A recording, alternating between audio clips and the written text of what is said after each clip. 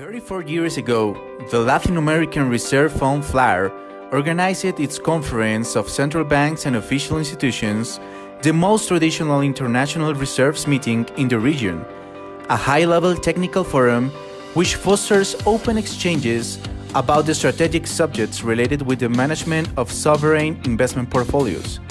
This year, due to the crisis unleashed by COVID-19, arranging face-to-face events has been difficult. Still, it is important for FLAR to keep these conversations active. This is why we have created Cartagena Talks, a virtual space where we may continue to hold our discussions as in face-to-face sessions in Cartagena. In previous episodes, we featured the participation of Chilo, senior economist at BNP Paribas Asset Management, who shared his perspectives about the impact triggered by COVID-19 on the Chinese economy and its subsequent recovery. We also featured the presence of Ludovic Sobran, chief economist at Allianz, who gave us a global overview of the impacts of the pandemic, emphasizing on the European situation. We are pleased to welcome you to the third episode of Cartagena Talks. This time, we gladly welcome John Bellows, portfolio manager at Western Asset Management, who will speak about the impact of the pandemic in the United States and the role that the Federal Reserve is playing.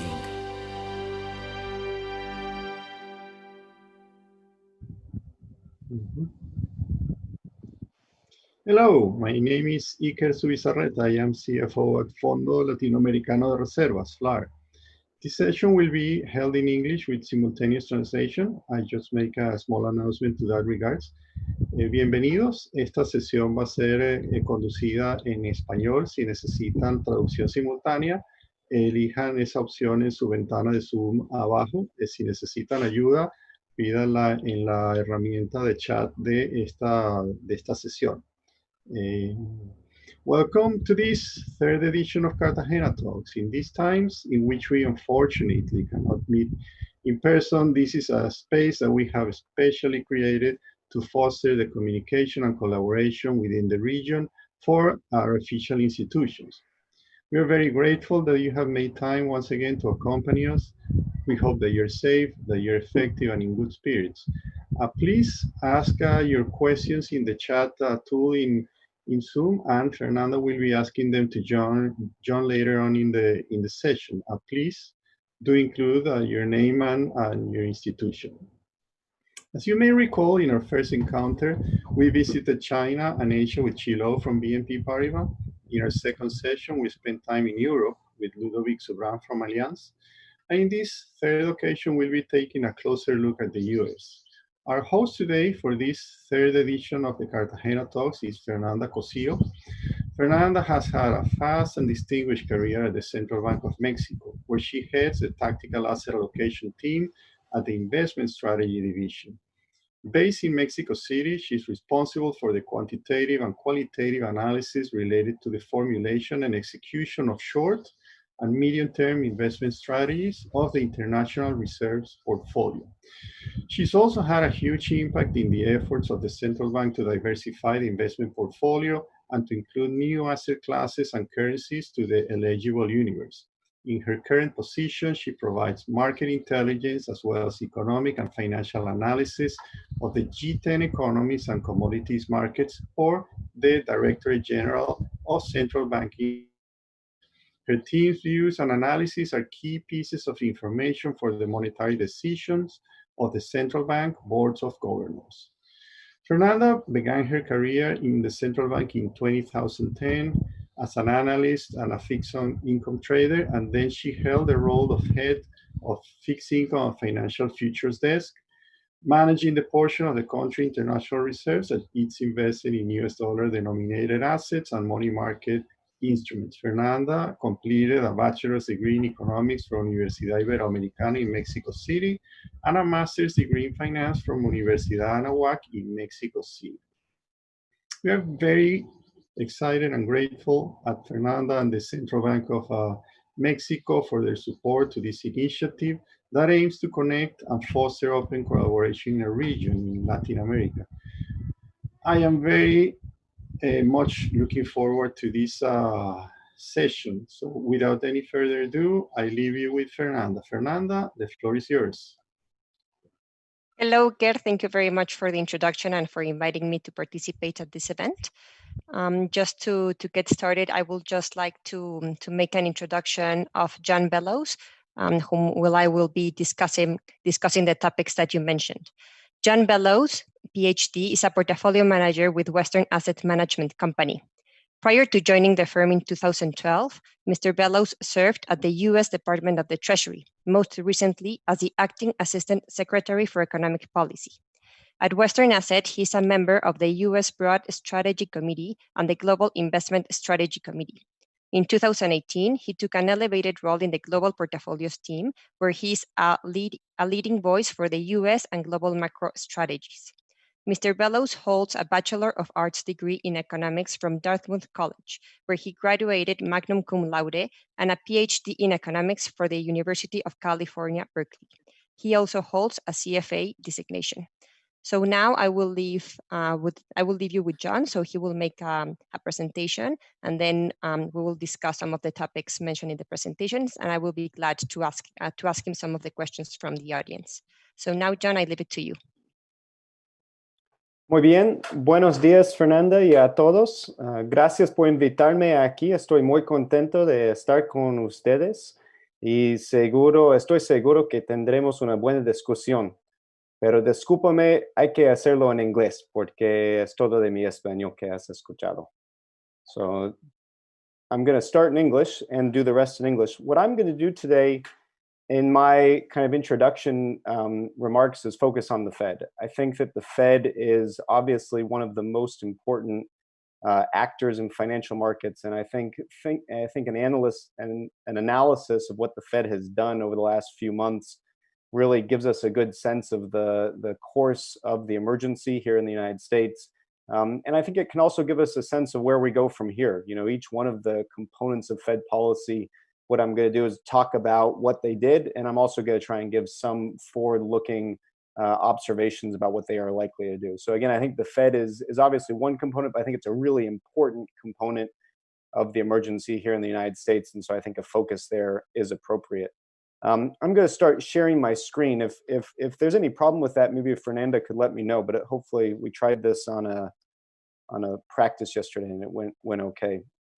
Fernanda, could you just verify that you could see my Federal Reserve Outlook slide? Yes, I can see it. Okay, perfect.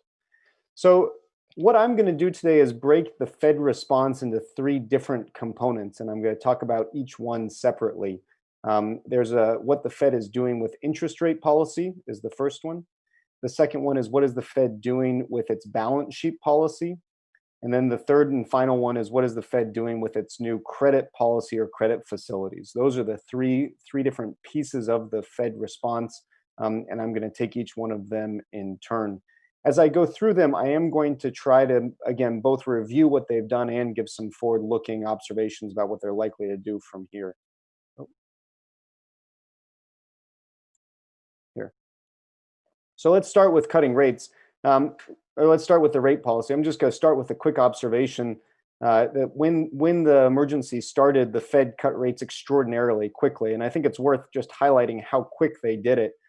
They cut interest rates to zero in two intermediate cuts from 150 basis points in the beginning of March. One of the cuts, or the last cut, was on a Sunday afternoon nonetheless. And I think it's just worth highlighting how quick they were on this. You know, if you think back to the financial crisis, Lehman Brothers failed in September of 2008 when the Fed funds rate was around 2%. The Fed didn't cut to zero until December, three or 4 months later, and they did that on a regularly scheduled meeting. I think we look back at that now and we think, what on earth was the Fed doing for so long? What took them so long in 2008? Well, they clearly learned their lesson. And in 2020, when it was clear that the scale of the crisis was going to touch the United States in a meaningful way, the Fed cut to zero very, very quickly. Going forward, though, I think it's important to emphasize that just as they cut very quickly in March, our view is that they are liable to raise rates very, very slowly. And there's a number of considerations behind this. The first is, again, thinking back to the last crisis, you cut rates to zero in 2008. the Fed didn't raise rates until 2015. So it took them 7 years in that crisis to get to the point where they were comfortable raising rates. Obviously, a different crisis because of the unemployment rate trajectory was somewhat slower and different for a lot of reasons. But I just think we should have that in the back of our mind. Very quick to cut rates, quicker in this crisis, and it's going to be very slow to raise rates. There's actually a few more considerations that are unique to this cycle that I want to highlight, and it starts with inflation. The Fed over the last few years, prior to the COVID emergency, had been working towards a change in their approach to monetary policy that was going to emphasize average inflation. And what the Fed has said previously is they're looking for inflation to be at 2%. That's kind of their target, but they haven't said whether that 2%, they want to be right at 2% or 2% on average or 2% is a ceiling. And there's been some ambiguity around that. And so what the Fed's been doing over the last few years is trying to add more clarity. And the clarity is that they want 2% to be the average of inflation over a cycle. Well, that's kind of interesting to say, but really where this has an important implication is if we look at what inflation's done over the last 10 years. What inflation's done over the last 10 years is it's persistently undershot 2%. As you can see on this chart we have in front of you, the only period, there's been 2 periods in the last 10 where we've had core PCE, which is the Fed's preferred inflation measure, above 2%. That was very briefly at the end of 2018 and very briefly in 2012. Every other period we've had inflation below 2%. And what we're going through now is a very severe deflationary shock. We've had a very big downward movement in observed levels of deflation. We have a very high unemployment rate, very large amount of slack. And it's very, very likely as a consequence that inflation will continue to be under 2% for the coming 2 years. So as we think about the Fed's trajectory for short-term interest rates, when you put it in the context of this average inflation target, I think the implication is very clear, which is the Fed is not likely to raise rates even at the end of 2022. At the end of 2022, yes, hopefully COVID will be in the rearview mirror. The US economy will be recovering. But under average inflation targeting, the Fed has a lot of work to do in order to get inflation back up to 2% on average. So I think the straightforward implication here is that because of the average inflation targeting framework, because of the consistent undershooting of inflation, and because we are currently going through a very large deflationary shock, you put all that together, the Fed's going to be on hold for a very long time, and in our view, well past 2022. I thought Jerome Powell kind of summed this up in a very succinct manner. The last press conference, he got a number of questions about, are you thinking about raising rates? What about the stock market that's up? What does that make you? Does that make you reassess? And he was just very clear. He said, and I have the quote here, he said, we're not even thinking about raising rates. We're not even thinking about raising rates. Again, rate hikes are so far off because of their miss on inflation that it's really not something that we need to think about for a long time. And I think that's actually kind of from an investor's perspective, a kind of a rare kind of feature of certainty in the outlook. There's so much uncertainty about the course of COVID and about everything else, that the Fed being at zero is kind of a rare source of certainty that I think you can actually base portfolios off of to some degree. So that's rate policy. Let me talk a little bit next about the second component of the Fed response, and that's what they've done on the balance sheet. Any discussion of the balance sheet actually needs to start with a discussion of the Treasury market and what was happening in the U.S. Treasury market in mid-March of this year. In mid-March of this year, there were growing fundamental concerns about credit quality. We were seeing an economic slowdown. Obviously, there was a lot of fear about the path of COVID and what that was going to do to risk asset prices. But really, from our perspective, one of the more notable aspects of the market in March was not the increase in fear. It was not the increase in fundamental concerns, although those were both true and important. But instead, the most notable aspect was the breakdown of functioning in the U.S. Treasury market. The U.S. Treasury market is normally the deepest, most liquid market in the world. It's a foundational market that serves as kind of a foundation for a lot of other risk-taking strategies. And it's a market that should not break down. It's a market that should continue under almost all circumstances. And so to see a breakdown in the Treasury market was really quite an alarming thing. And again, one of the more notable aspects of what happened in March. Lots of ways to talk about the breakdown in the Treasury market. I've got one here that I think was especially notable. and that's the difference between on-the-run and off-the-run treasuries. These are very similar bonds. One was issued this month, one was issued 9 months ago. But other than that, they have the same credit, they have the same structure, it's the same, basically the same maturity. These bonds should trade on top of each other, and almost always they do. But in March they did not. And so in March, and you see on this chart on the upper right, the difference in yields between two treasury bonds that were alike in every characteristic except for they were 9 months different in maturity was 6 basis points. That type of difference should not exist. It should be very easily arbitraged. There should be enough liquidity in the Treasury market to take away an opportunity like that. And yet it persisted for as much as a week. And I think that really speaks to the breakdown in the Treasury market, which was very concerning, again, because its foundational role in so many other risk-taking strategies.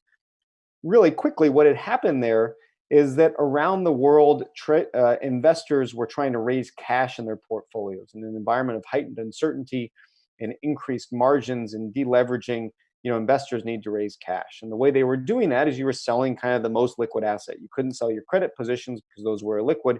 And so what you sold was what you could sell, which was US Treasuries. And so there was just a tremendous, overwhelming wave of selling treasuries in March. And that may seem kind of odd because treasury yields were falling, prices were going up. But behind that, people were trying to sell treasuries in order to raise cash in their portfolios. That's what ultimately caused the breakdown in the treasury market. Now, with that context in mind, we can talk about what the Fed did. So what the Fed did is they stepped into that market dysfunction and they started to buy treasuries. So again, if you think about the problem being that investors were selling treasuries to raise cash, what the Fed did is they said, okay, we will supply cash and we will buy your treasuries away from you. And that ultimately solved the problem. I think something that speaks to just how severe this problem was is how many treasuries the Fed had to buy in order to address the issue. In late March, and you can see this on the left-hand side, in late March, the Fed was buying $75 billion of treasuries per day. Now, put that number in context. In previous rounds of QE, the Fed had been buying $40 billion of treasuries per month.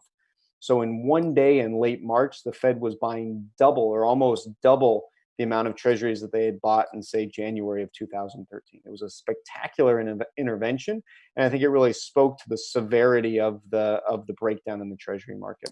That was the first phase of the Fed's balance sheet policy, and I think the last thing to say on this is it was ultimately effective. This had the intended impact of calming the treasury market. We have since seen things like on the run, off the run spreads return to more normal levels. Liquidity has returned, and we are now able to interact with the treasury market in a more normal basis. So this was the first stage of the Fed's response on treasuries, and they bought a lot of treasuries in that. Just to give you another sense of the scale of this, the first chart, or the top chart here, has the level of the Fed's balance sheet. And you can see that over the course of March, the Fed's balance sheet expanded by approximately $3 trillion. Just a huge amount of treasuries were bought, treasuries and agency mortgage-backed securities. There were other liquidity facilities and primary dealer facilities implemented at the time. And it was just a really, really tremendous expansion of the Fed balance sheet. What I want to talk about kind of in this final thought on the Fed's balance sheet is that while the Treasury purchases in the beginning were to address the breakdown in the Treasury market, the purpose and intent of those Treasury purchases has morphed somewhat since then. And in particular, those Treasury purchases went from addressing a liquidity problem, a market functioning problem. And today, the Fed is continuing Treasury purchases, and they're continuing them with a little bit of a different objective. They're continuing treasury purchases in order to keep yields low and thereby support highly accommodative financial conditions. And that's a shift in emphasis. So they went from buying treasuries in order to stabilize the treasury market. Today, they're buying treasuries in order to keep yields low and promote accommodative financial conditions. As kind of a forward-looking observation, this is something I think they could do for quite a while. There is a real kind of imperative from the Federal Reserve right now to have easy financial conditions. That is kind of the Fed's one tool in order to support employment, ultimately, and to support growth. Something Jerome Powell has said is they are very committed to making sure the recovery, when it comes, is as vigorous as possible. And again, the way you do that if you're the Federal Reserve is you support accommodative financial conditions. So the Fed is using this tool of balance sheet expansion to promote accommodative financial conditions. I think they're going to keep at that for some time. Yes, the intent has moved, but the Fed's intervention in the Treasury market, I think, is going to be a feature of financial markets for the foreseeable future. One last thing I'd like to say on this is that obviously low treasury yields support financial conditions. They change discount rates, thereby supporting asset prices. They force investors to rebalance the portfolio balance channel. But they also support accommodative fiscal policy. As you're thinking about issuing more debt in order to fund another round of stimulus, which Congress is likely to pass sometime in July, subsequent rounds, which we think will actually be likely sometime next year, having low interest rates is a very clear signal to Congress that Congress can and probably should do more on the fiscal side. So the Fed doesn't say that because they're respectful of kind of the independence considerations, but I do think it's a consideration, and I think it points directly to the Fed's continued, and we expect for a while, commitment to keeping interest rates low. Low interest rates support financial conditions, which they need to support the recovery, and they also help to facilitate the fiscal response. And I think the Fed is definitely of the view that Congress can and should do more going forward. So Fed balance sheet was just a tremendous intervention in March in order to stabilize the market.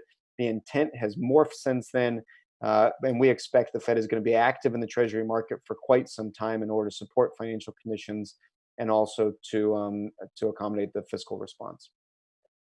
So the first component of the Fed response was on interest rates. They cut very fast. We think they're going to be very slow to raise interest rates. The second component was on the balance sheet, just a massive expansion in March, smaller expansion since, but ongoing, and we continue to expect it to be ongoing. And that brings me to the third component of the Fed response, which is on the Fed credit facilities. So just as, again, to go back to March really quickly, in addition to the breakdown in the Treasury market, the other thing that happened in March is we saw breakdowns of a number of other credit markets. And in part, this was actually kind of a consequence of the Treasury market. Think about something like IG credit. Functioning of the IG credit market is tightly linked with the functioning of the Treasury market. Many investors, when they buy IG bonds, they will buy IG bonds and then sell Treasuries against them in order to isolate the spread or excess return of the IG bonds. That type of trade, however, simply can't be done when the Treasury market isn't functioning. You could buy an IG bond and then lose 5 points on your Treasury hedge because of the volatility or daily volatility in the Treasury market. And when you face that type of risk on your hedge, it usually doesn't make sense to buy the IG bond. So the dysfunction in the IG market was related to the dysfunction in the Treasury market. There were definitely kind of liquidity problems there.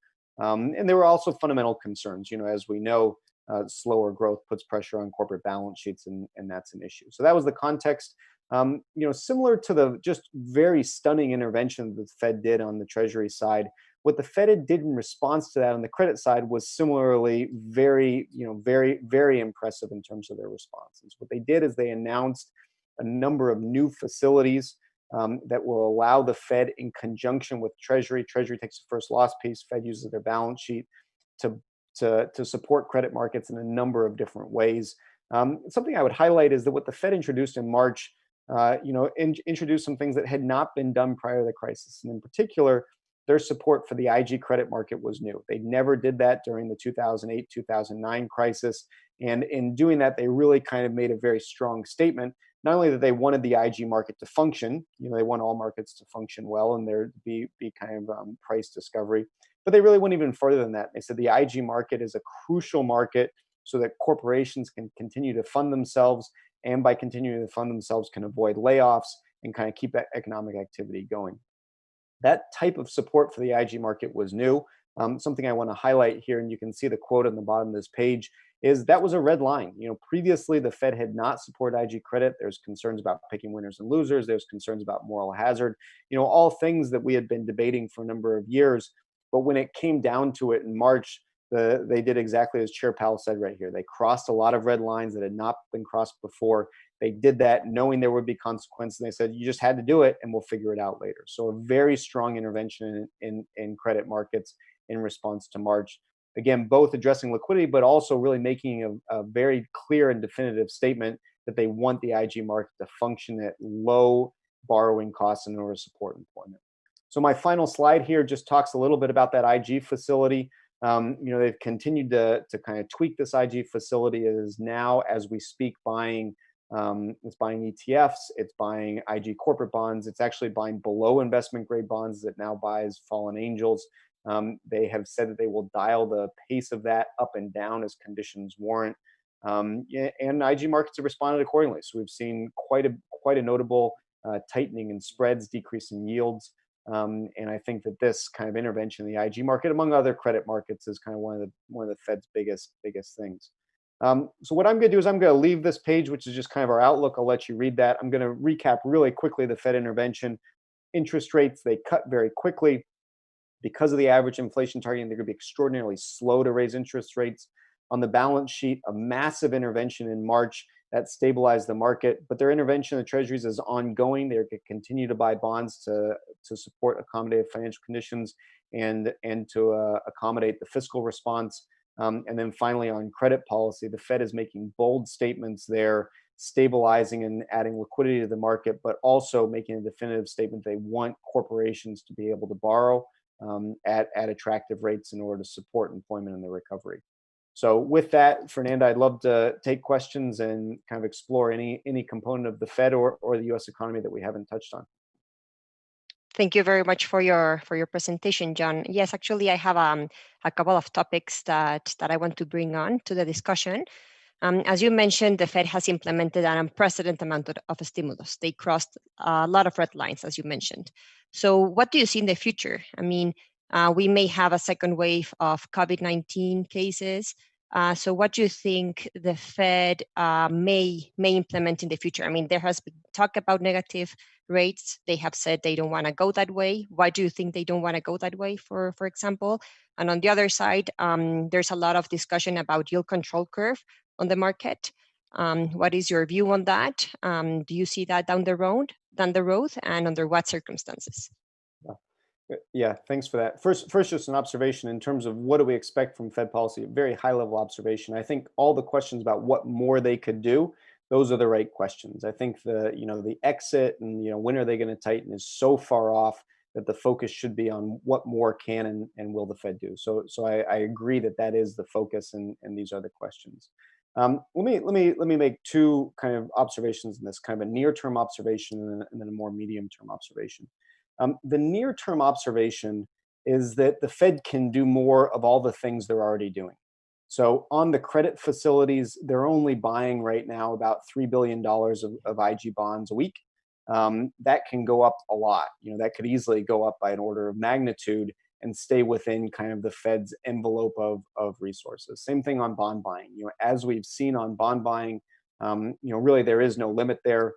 Currently they're buying $80 billion a month. They could easily double that. They could easily triple that. There's really no limit on that. And so in the near term, as we think about, the risks to economic growth over the next few months, and as we think about, you think about kind of risks from COVID and renewed infections, what is the Fed going to do? I think the Fed's going to do more of what it's already doing, and it does have room, and I think intentionally set up these programs that they could be scaled up, and we would expect them to. So if there is a disappointment on the economic growth or further concerns about COVID, the Fed can, and in our view, will scale up their program. So I think that's kind of the medium term, and again, I think that was intentional from the Fed. They set these up in a way that they could be scaled and they could increase. Now, over a more medium term, what more tools do they have? And here, I actually think the toolkit's kind of limited. I think that, they've introduced the tools they have, and I think the possibility for new tools, really is kind of limited. So let me go through the two that you mentioned. One would be negative interest rates. Negative interest rates is possible, but it's not obvious that it would be all that effective. Negative interest rates, maybe you could get it down to negative 50 basis points. And maybe that provides a little bit of support to growth, but it's the costs are there too in the United States. It's very unpopular, very, very unpopular. Every kind of investor we speak to, a retail investor, considers this to be a really something to be avoided. The Fed needs to think about that. It would likely do permanent damage to the money fund industry, which is an important part of the plumbing here in the United States. And so you kind of think about something that maybe have a little bit of benefit, but has very real costs. And I think it's pretty clear from the Fed's assessment that the cost benefit, calculation just doesn't make sense for negative interest rates. So that's something they could review in the future. They probably will, continue to look at it, but I think it's kind of hard to make the case that clears the cost benefit hurdle. On yield curve control, Yeah, that's being talked about too. I think it's important to distinguish yield curve control on the front end of the curve, which I think is very, very possible, maybe even likely, with the yield curve control on the back end of the curve, which I think is very unlikely. So let me talk first about the yield curve control on the front end of the curve. Yield curve control on the front end of the curve would be a complement to their commitments on interest rates. So it would be something like the Fed says, we're going to keep interest rates at 0 until the unemployment rate is below 4% and inflation's back at 2%. And kind of by our own forecast, that means we're going to keep interest rates on hold for 3 years. That's kind of a likely formulation. They would augment that by saying, and in order to kind of show our commitment here, we're going to cap yields on the front of the curve, or 3-year yields corresponding with that 3-year period, at 25 basis points. Well, yield curve control in that sense is really redundant with the forward guidance. If the Fed's not raising rates, there's no reason for 3-year yields to be above 25 basis points. And so it's another way to show commitment, but it's not really adding anything to the forward guidance. They could do it. It's kind of low cost. I don't think it'd be very effective or for that reason, but they certainly could do it. Yield curve control in the back end of the curve is a much different matter. So yield curve control in the back end of the curve, they really don't have kind of forward guidance that lasts that long, and it would be kind of just an explicit effort to cap interest rates. Those are pretty hard to enforce, and so I think the Fed's own experience with this is cautionary. The Fed did have yield curve control coming out of World War II. That was successful, in 45 and 46, and got challenged in 48. The Fed successfully defended it in 48. But then in 51, when the Korean War started and there was a bout of inflation, the Fed got challenged again. People were worried about inflation and selling bonds, and back-end yields went up. The Fed was unable to successfully defend it in that instance, and the whole thing kind of came apart. I think that's a real kind of cautionary experience. Yield curve control on the back end is, again, very, very different than yield curve on the front end. The Fed's own experience here is kind of cautionary. And so I don't think they're particularly close to that. So again, I think that the near term is the Fed's going to do more of all the policies that it already has in place. It set those up intentionally with room to expand, and it will expand. And I think that we've probably seen the majority of the policies, and next time, or a year or 2 years from now, they'll get to consider these. But I think they're kind of tough sells on both.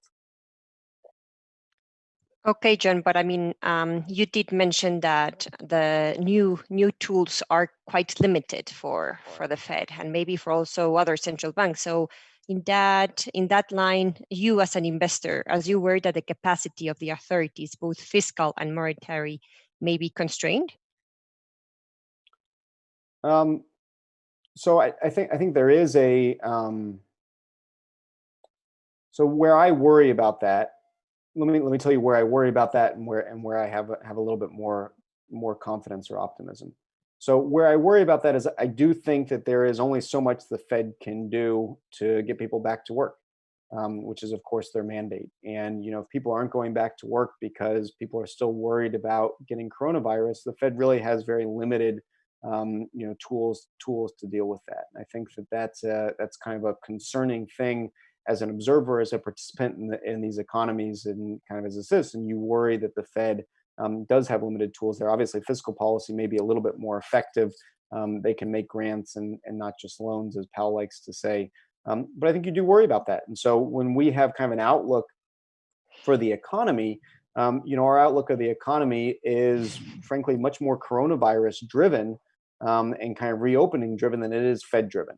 And I think that's kind of an important kind of thing to point out, is the Fed's ability to deal with something like the coronavirus shock is inherently limited.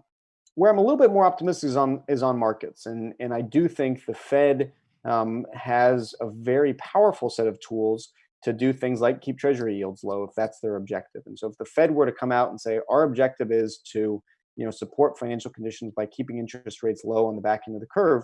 And again, that justifies their ongoing bond purchase program. As an investor, I think there's a little bit more credibility on that. I happen to also think that fits with kind of the deflationary environment we're going to be in, but I think the Fed has kind of tools there.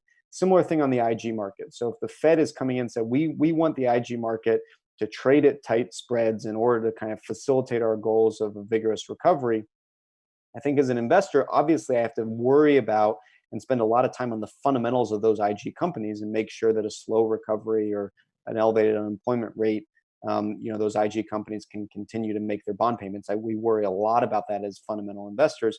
But I also think the Fed can play a very important role there. And so if the Fed is telling you that they want the IG market to continue to function at low yields, and we as investors can kind of get comfortable with the fundamentals of the ones that we're picking, as an investor, I think the Fed's signal there is very important. So you make a really good point, which is the Fed's tools are limited in terms of how they affect the recovery.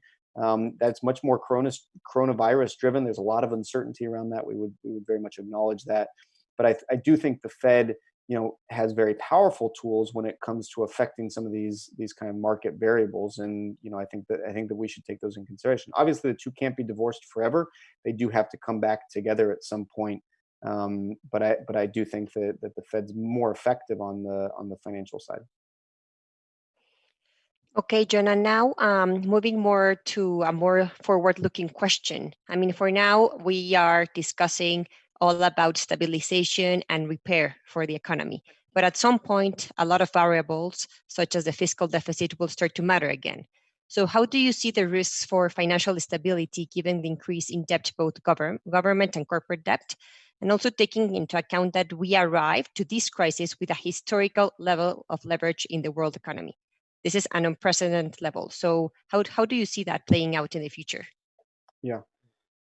I think that's an excellent question. So when you think about kind of what are the long-lasting impacts of the coronavirus shock, there's a lot of debate about are people ever going to go back to restaurants, and what does it look like to fly on a plane?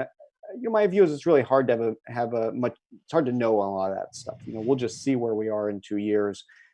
We can discuss it. We should be discussing it, but it's really just hard to know. People talk about supply chains. Again, just hard to know. In contrast, the point you raise is something we know. We do know that after this, there will be higher levels of debt, primarily on government balance sheets, but also on corporate balance sheets. And there will be a lower level of GDP. If you look at kind of anybody's forecast, the IMF is out today. What they have is they have a big move down this year and some recovery next year and some recovery the year after that, but you never get back to the previous level, or you never get back to the previous trend, I should say. So that's something we know. And so I think focusing on this question is entirely appropriate. We know that we're going to have an environment of more debt and a lower level of GDP. What are the implications of that?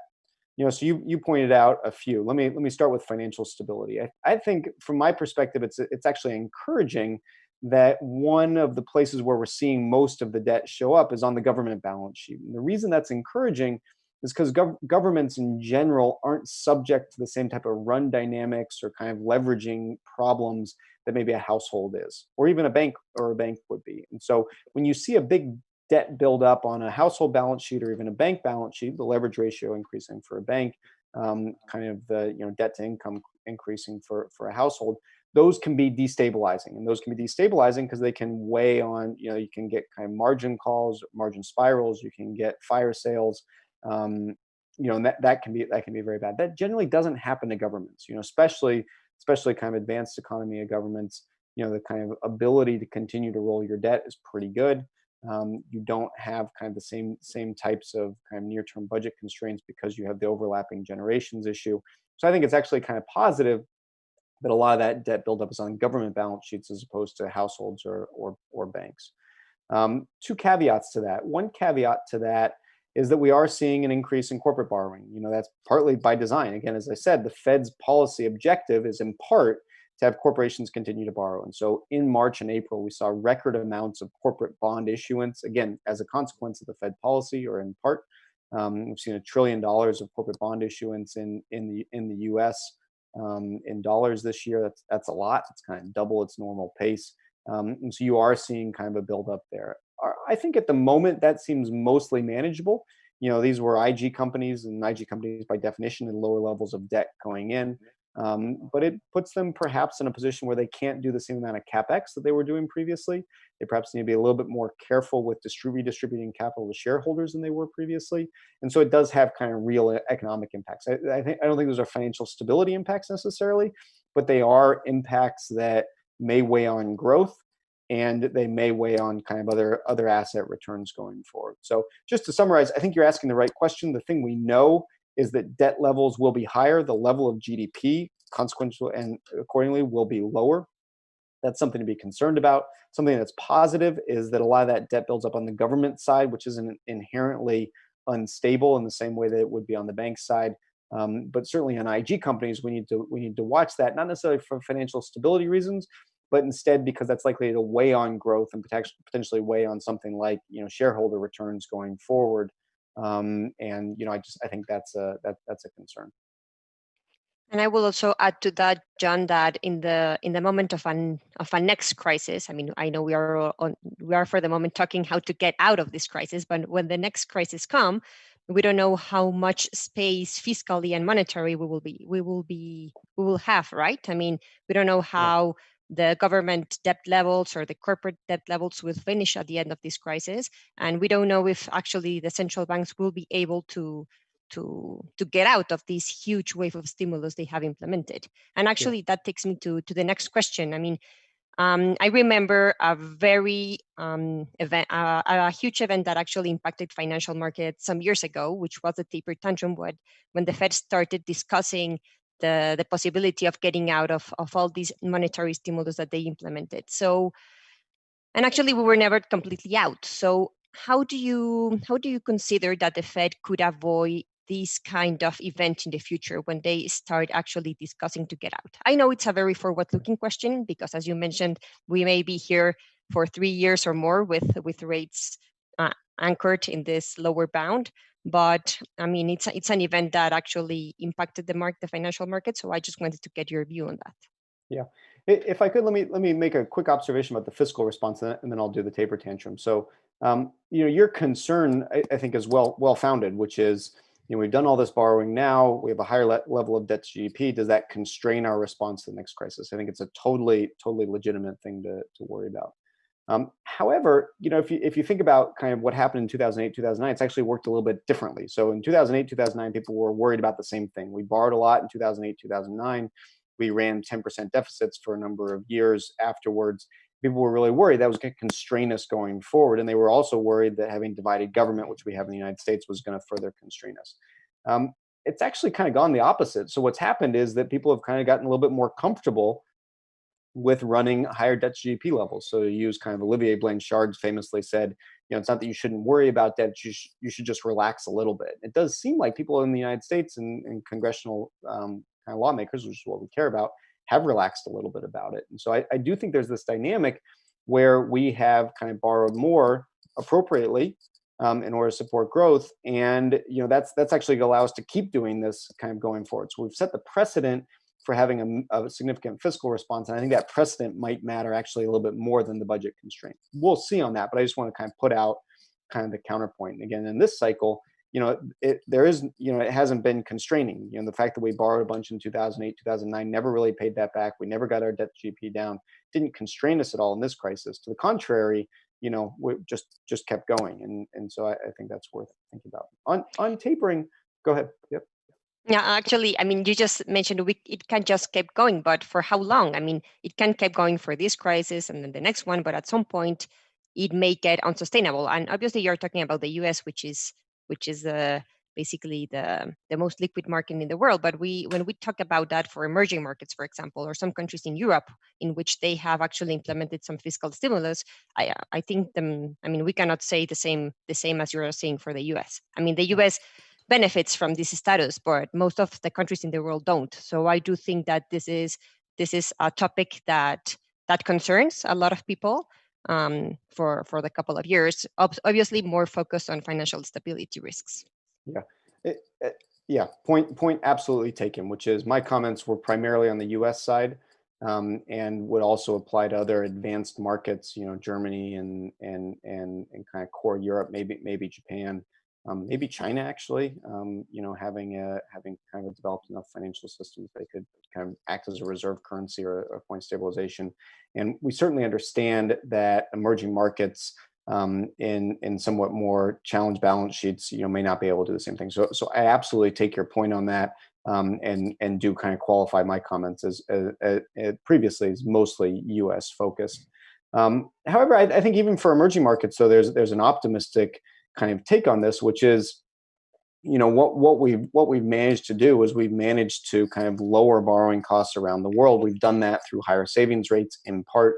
We've done that through central bank intervention in part. And I think at the margin that does facilitate a little bit more of a fiscal response. Oh, we've also done that through lower inflation. There's just lower inflation as a result of kind of the deflationary forces that are facing the U.S. and facing the globe. And so if you have lower borrowing costs from higher savings rates, central bank intervention, and lower inflation, that does facilitate more of a fiscal response than it might have otherwise. And I think that's actually a key difference and a little bit of a point of optimism for other emerging markets. That's different than where you were, even a few years ago, where you were worried about currency depreciation leading to higher inflation, which caused a rate hiking cycle. Not that long ago. Here we have currency depreciation, but because of the lower inflation, central banks might be able to lower to keep interest rates low. So I do think that what I said was primarily advanced economy specific, but I do think there's a little point of optimism for emerging markets in that the low inflation and low borrowing costs does facilitate more of a fiscal response than you saw previously. If I could on taper, I think this is a real issue. So taper was not fun, for bond investors. It was certainly not fun for the Fed. And I think they would very much like to avoid that. On the other hand, you would like to get to the point where things are looking rosy enough that you want to have some type of exit. So, I think it's kind of a real puzzle. How do you navigate through that? One thing I could just point out is I think the ECB has come up with kind of an interesting solution to this. So the ECB has said that they are going to continue to buy bonds until, quote, shortly before, end quote, it's time to raise interest rates. So basically, they've said there is not going to be a taper. We're just going to keep buying bonds until we're ready to tighten policy, and then we'll tighten policy. And I thought that was kind of just trying to get out of the taper problem. It was just so unpleasant for investors and so unpleasant for central banks. They're trying to figure out some way around that. But somewhat that's semantics. I think that the kind of bigger issue is the exit, and how do you exit from this? Again, I'm kind of hesitant to even speculate on that because I just think we're so far away from the exit. I think the focus has to be right now on, we have an unemployment rate that's at 13%, inflation that's 0. That's the focus. The exit's a long, long, long ways away.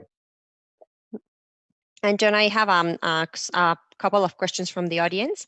One is from Eric Guzman from the Central Bank of Bolivia. His question is, will we see inflation picking up anytime in the US and in the world with such massive liquidity injections all around? Yeah.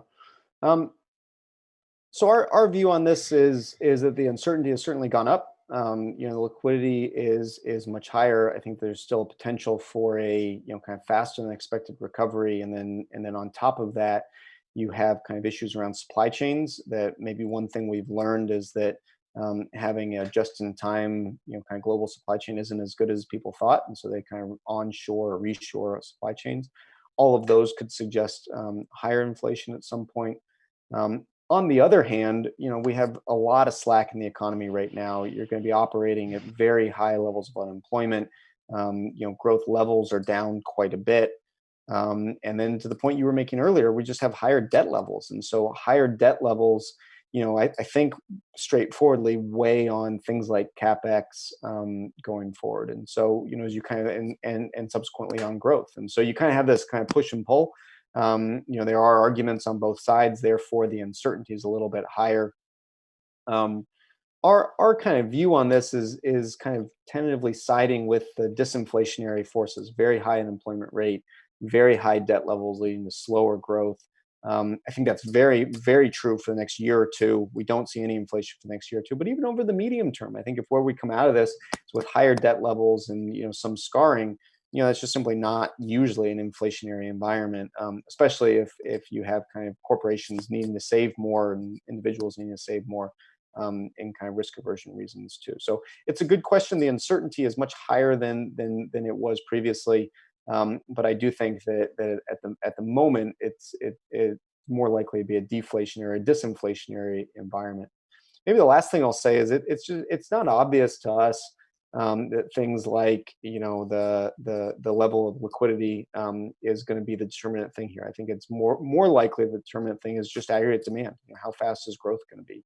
And if growth is going to be slow because of high debt levels and employment rates can be high, simply not usually an inflationary environment. So I know there's all kinds of different ways, and people like to look at liquidity, but I'd look at something like nominal GDP. That's nominal GDP remains low because we remain in somewhat of a sluggish environment post this. That's simply not a very inflationary environment.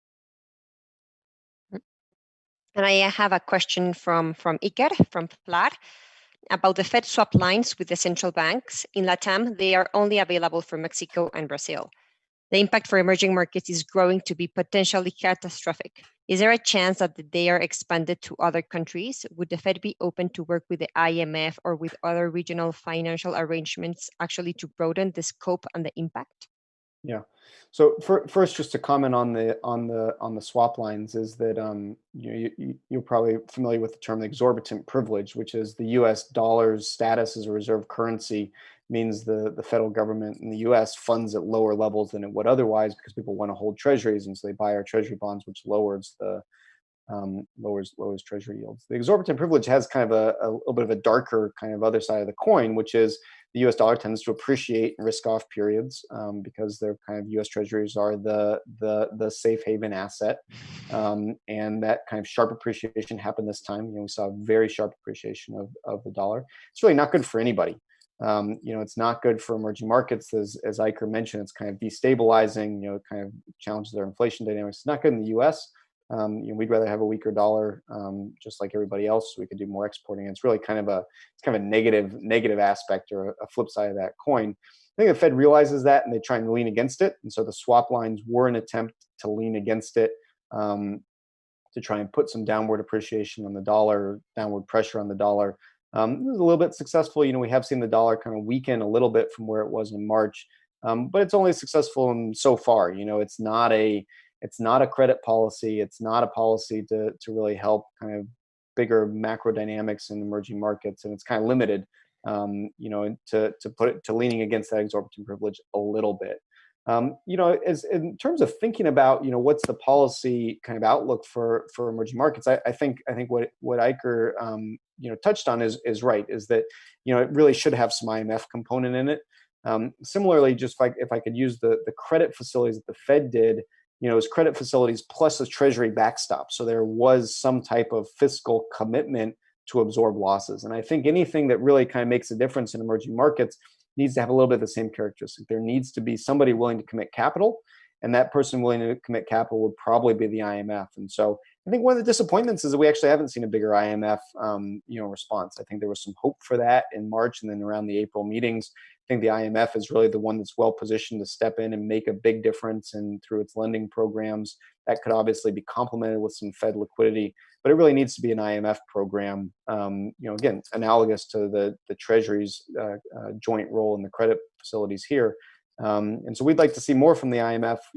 I think the IMF's been a little bit missing, a little bit too slow in what they've done, or too weak. So I'd kind of second that. We'd like to see a little bit more, and I think that would help. Thanks, John. And the final question is from Mario Acosta, as well from FLAR. His question is the US heading to the same direction as Japan and Europe, meaning low GDP growth, low inflation, 0% negative reference rates?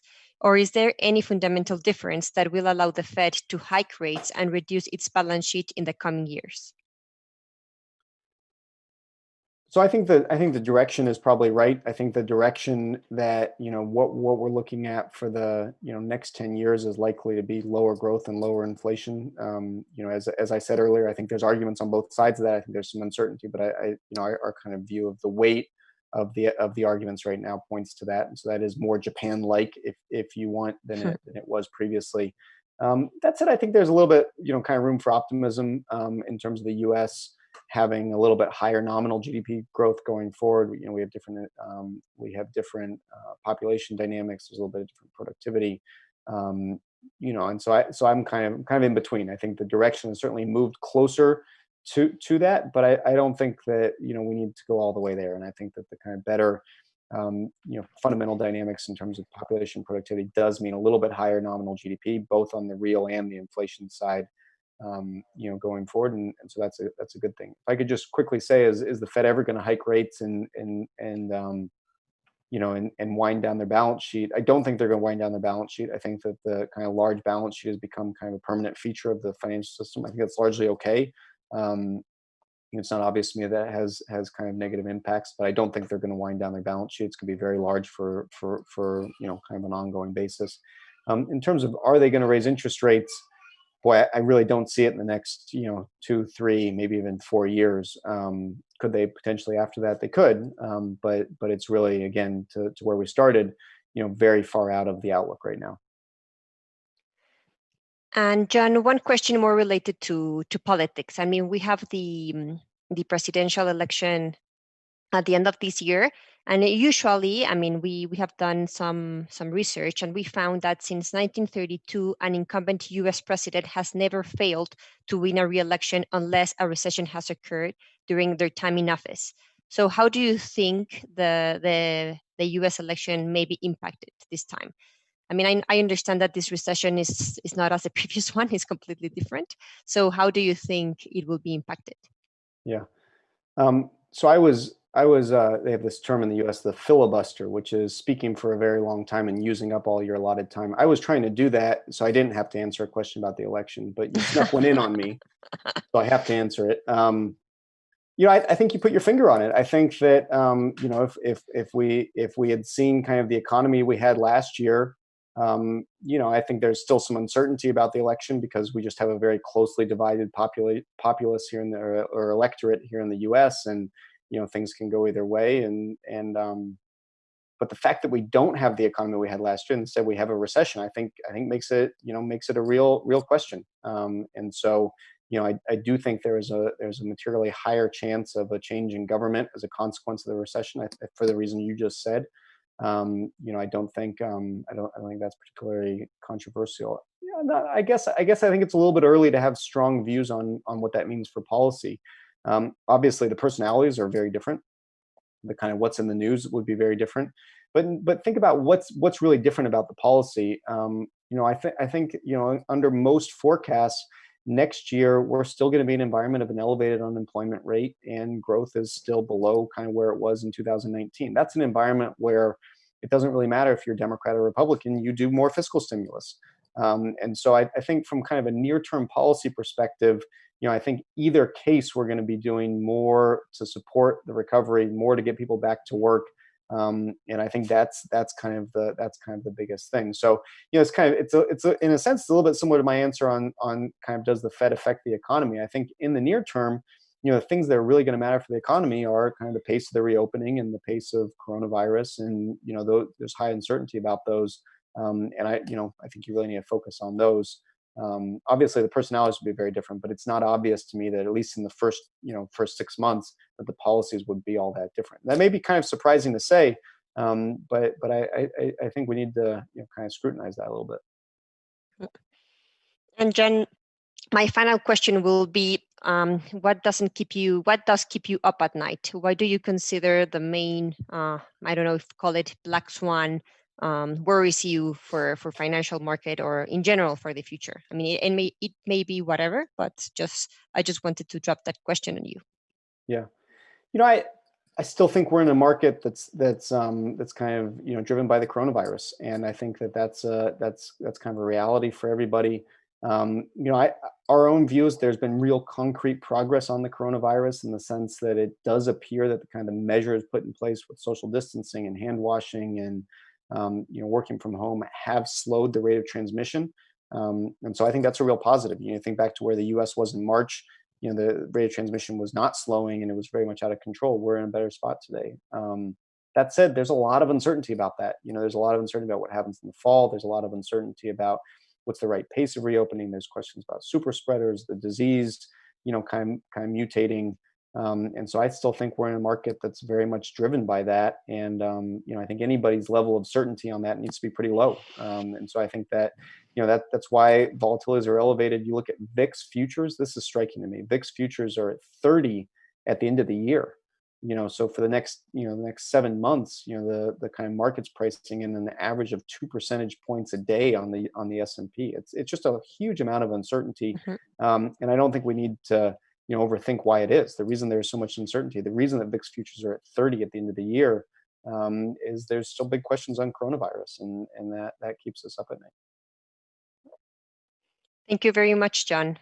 It was nice to have this discussion with you, and now I will leave it to Iker so he can make the closing remarks.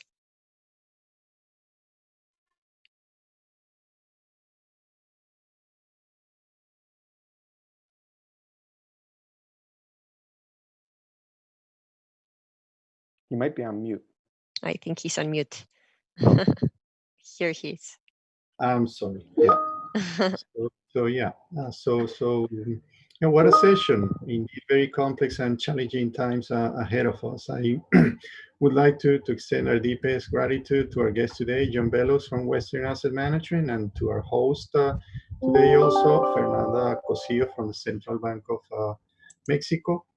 Many thanks for your insights today. I'm very certain that they will greatly contribute to and add great value to the investment of the public resources of our institutions. Also, I would like to very specially thank all of the audience today for accompanying us once again today. About our next session on July 15, we will be holding our 4th edition of these Cartagena Talks. We will be accompanied by Alberto Ramos from Goldman Sachs, with whom we will be taking a closer look to a region, to Latin America, and the challenges and opportunities that lie ahead of us. Until then, so long, stay safe, be in peace. Hasta la vista, amigos. Gracias. Thank you Gracias very a todos. much. Bye.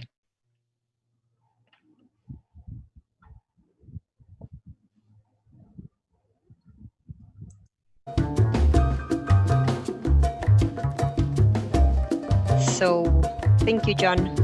Very good. Thank you, Yeah, Iker. thank you. You snuck in an election question on me. I was trying to. Yes. I know.